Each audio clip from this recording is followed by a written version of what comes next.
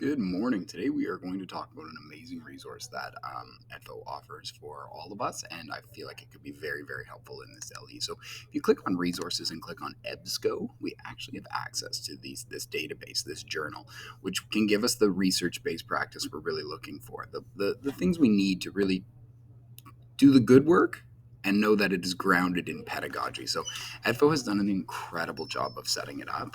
They give us tutorials on how you can do just about anything. Basic searches is really all you really need. But if you're trying to get deeper into like well-being, you can actually use those links that they have popped in there for you. So I highly recommend checking this out. You can make sure you get full text. You can make sure it's peer reviewed.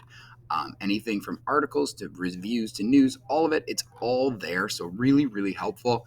I really cannot recommend this enough. So if you need a database, EBSCO is the way to go. I used it so much in completing my master's program.